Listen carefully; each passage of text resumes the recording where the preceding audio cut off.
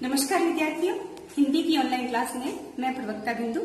बच्चों, आज हम यशपाल जी द्वारा रचित व्यंग्य लेख जो है लखनवी अंदाज पढ़ेंगे। इससे पहले हम यशपाल जी का सामान्य परिचय जो है लेते हैं।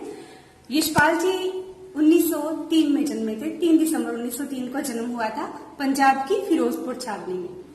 और इनके पूर्वज जो है ये कांगड़ा में रहा करते थे, इसलिए इनकी प्रारंभिक शिक्षा जो है वो कांगड़ा में हुई थी। यानी 8वीं तक का सामान्य अध्ययन इन्होंने कांगड़ा से किया। उसके बाद लाहौर के नेशनल कॉलेज में इन्होंने प्रवेश ले लिया था और स्नातक तक की पढ़ाई जो है बीए तक की पढ़ाई इन्होंने लाहौर के नेशनल कॉलेज से की थी।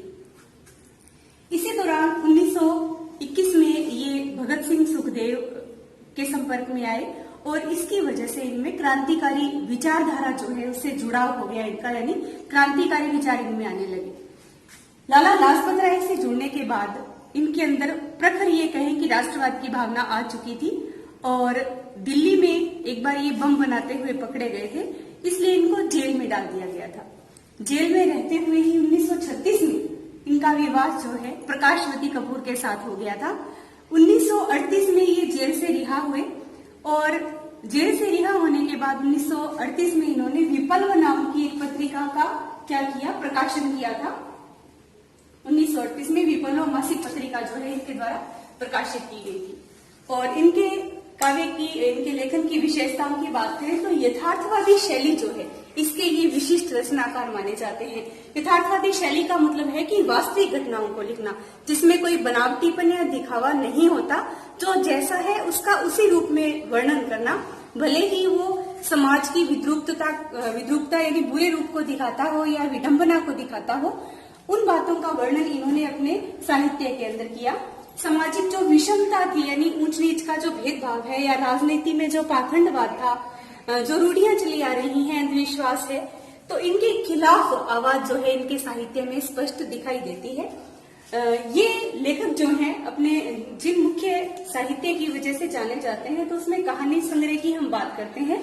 पिंजरे की उड़ान, फूलों का कुर्ता, तरक का तूफान, ज्ञानदान, वो दुनिया, धर्म युद्ध, ये इनकी कहानी संग्रह है, यानी इनके अंदर इनकी कहानियां रचित है।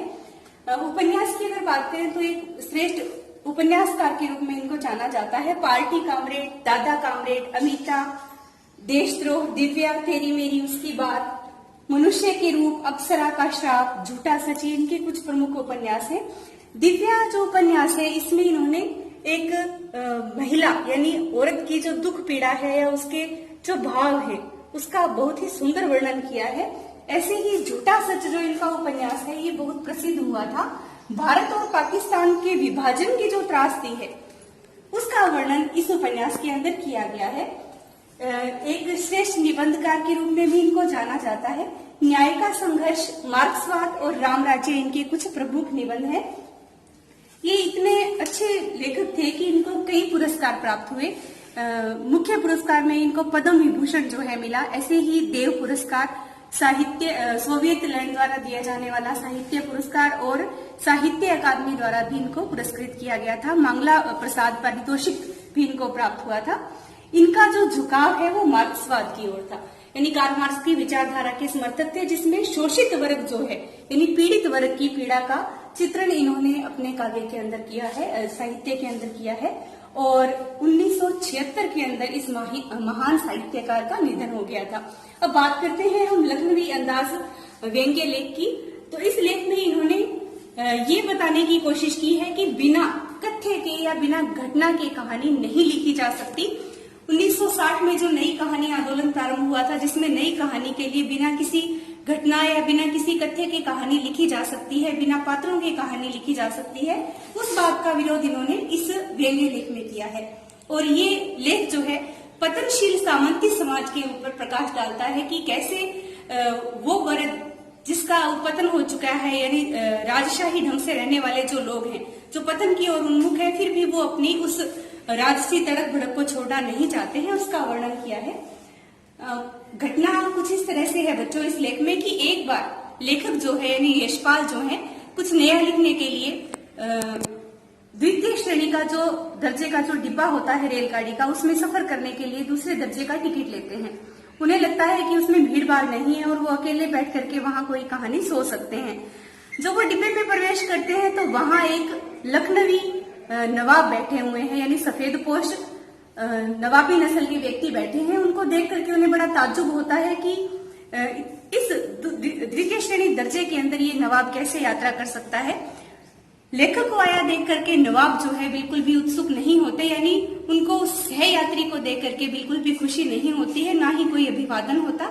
लेखक चुपचाप जाकर एक कोने में बैठ जाते हैं। वो कनखियों से छुप करके मानो उसको नवाब को देख रहे हैं। नवाब के सामने 2 खीरे रखे हुए हैं।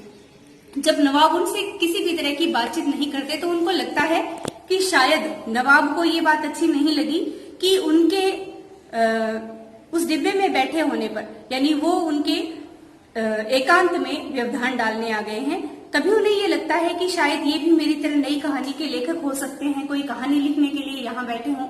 कभी उन्हें लगता है कि भीड़ भाड़ से दूर रह करके एकांत में यात्रा करना चाहते हों। फिर उन्हें लगता है कि शायद ये जो खीरे इन्होंने ले रखे हैं वो नहीं चाहते कि कोई व्यक्ति उन्हें एक सामान्य व्यक्ति समझे खीरा खाने वाला, और इसलिए वो छुप करके इस तरह के डिब्बे में यात्रा कर रहे हैं। ऐसे विचार लेखक के मन में आने लगते हैं और इसी उधेड़बुन में वो होते हैं। तभी अचानक वो जो नवाब है उनको संबोधन करते हैं, आदाब अर्ज है, यानी उनसे अभिवादन करते हैं, नमस्कार करते हैं। नवाब के द्वारा अभिवादन का जवाब दिए जाने पर नवाब उनको खीरा खाने के लिए आमंत्रित करते हैं। लेखक को लगता है कि नवाब उसको एक सामान्य आदमी समझता है और इसीलिए वो खीरा खाने के लिए आमंत्रित करता है, तो वो इनकार कर देते हैं। उनके द्वारा इनकार किया जाने पर, यानी लेखक के मना करने के बाद, जो नवाब हैं वो उस तौलिए पर रखे हुए दोनों खीरों को बड़े आराम से उठाते हैं, खिड़की के बाहर अपनी पानी की बोतल से उनको धोते हैं। फिर उनके पास जो तौलिया है उससे दोनों खीरों को बहुत साफ, उनको बढ़िया तरीके से वो साफ करते हैं, पोंछते हैं अपने चाकू से। खीरे का आगे का हिस्सा जो है काट करके आपस में उनको रगड़ते हैं, झाग निकालते हैं और उसके बाद चाकू से उन खीरों को छील के एक एक फांग को अलग करके वो करीने से, यानी बहुत ही बढ़िया सलीके से उसको सजा करके रखते हैं। उसके बाद उनके पास एक पुड़िया है जिसमें जीरा, नमक और लाल मिर्च का पाउडर है। तो वो तीनों चीजें जो है नवाब साहब उन खीरे की फांकों पर बुरक देते हैं। लेखक बड़ा हैरान होता है कि ये वैसे तो अपने आप को नवाब दर्शा रहे हैं, एक खानदानी नवाब दर्शाते हैं, पर शौक देखिए इनका कि अपनी असलियत पर उतर आए हैं। और खीरे को जब वो काट रहे थे तो उनके मुंह से, मानो उनके मुंह में बार बार लार जिसको हम कहते हैं, या उनके खीरे के स्वाद से जो पानी मुंह में बार बार भर आ रहा था। तो लेखक को लगता है कि नवाब दिखने वाला ये व्यक्ति किस तरीके से खीरा खाने को लालायित है। उसके बाद वो लेखक को एक बार फिर से नवाब कहते हैं कि आइए जनाब खीरा खा लीजिए। तब लेखक, क्योंकि पहले इनकार कर चुके थे, हालांकि मन उनका भी खीरा खाने को करता है, पर वो अपना मान सम्मान बनाए रखने के लिए उस खीरे को खाने के लिए उनको मना कर देते हैं। अब नवाब साहब उस खीरे को किस तरीके से ग्रहण करते हैं वो बहुत ही रोचक है। नवाब साहब ने फांक को उठाया, यानी जीरा, नमक और लाल मिर्च बुरकी हुई उस फांक को उठाया। वो उसे अपने नाक के पास, होठों के पास लेकर के गए। लेखक को लगा कि अभी इसको खा लेंगे, परंतु हुआ क्या कि उन्होंने अपनी आंखें बंद की और एक लंबी सांस से उस खीरे की खुशबू को अंदर खींचा। उसके बाद उन्होंने उस खीरे की फांक को खिड़की से बाहर फेंक दिया। उन्होंने हर फांक के साथ ऐसा किया, यानी वो फांक को उठाते, नाक के पास लेकर के जाते, लंबी सांस लेकर के उसकी सुगंध को, स्वाद को मानो अंदर खींचते और हर फांक को बाहर फेंकते चले जाते। इस तरीके से उन्होंने उस सारे फांके जो थी खीरे की, उन्होंने दोनों खीरों की फांके जो है बाहर फेंक दी। और उनकी आंखें मानो उसके नशे से, उसके स्वाद से लाल हो गई और उन्होंने बहुत ही भरे मन से, मानो उनका पेट भर गया हो, इस तरीके से उन्होंने अपना नाक और होठ पोंछे, हाथ पोंछे और आराम करने के लिए लेट गए। यूं लग रहा था कि मानो खीरे के तैयारी के लिए उन्होंने जो तैयारी, खाने से पहले जो तैयारी की थी, उस तैयारी में वो थक चुके थे और उन्होंने वो आराम करने के लिए उस बर्थ पर लेट जाना उचित समझा। लेखक को बड़ी हैरानी हुई कि वास्तव में ये ही वास्तव में एक खानदानी रईस व्यक्ति है। ये है इनकी नजाकत, ये है इनकी नफासत और ये है इनका शाही तरीका कि ये ऐसी मामूली चीजों को खाते नहीं है, इनको खाने का महज यानी मात्र शौक रखते हैं। फिर उनको लगता है कि क्या ये वास्तव में संभव है कि खीरे को सूंघने मात्र से किसी व्यक्ति का पेट भर सकता है। और अचानक उसी समय नवाब द्वारा एक लंबी डकार ली जाती है। तब लेखक को लगता है कि जब हीरे को सूंघने से या उसके स्वाद की सुगंध मात्र से, कल्पना मात्र से किसी व्यक्ति का पेट भर सकता है, तो क्या नई कहानी को लिखा नहीं जा सकता? यानी बिना कथ्य ये कहानी के लेख भी लिखा जा सकता है। जिस प्रकार नवाब ने बिना हीरा खाए हुए, उसको ग्रहण किए हुए बिना ही उसकी सुगंध से, उसके स्वाद की कल्पना से ही अपना पेट भर लिया, तो वैसे ही बिना कथ्य, बिना घटना या पात्रों के कहानी भी लिखी जा सकती है। ये व्यंग्य मानव वो इस कहानी में करते हुए दिखाई देते हैं। तो वास्तविकता ये है कि जो पतनशील सामंती समाज है, भले ही उनका राजसी ठाट बाट जो है, शानो शौकत जो है छिन चुकी है, पर फिर भी वो इस बात को स्वीकार करने के लिए तैयार नहीं है और अपनी उस दिखावे की प्रवृत्ति को, सामाजिक विषमता को बनाए रखना चाहते हैं।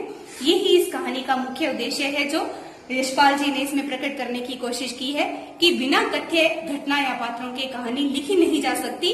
इसका भले ही हम कितना ही दिखावा कर ले, क्योंकि कोई भी कहानी जो है बिना पात्रों, घटनाओं या कथ्यों के पूर्ण नहीं हो सकती। आशा करती हूँ कहानी समझ में आई होगी। धन्यवाद।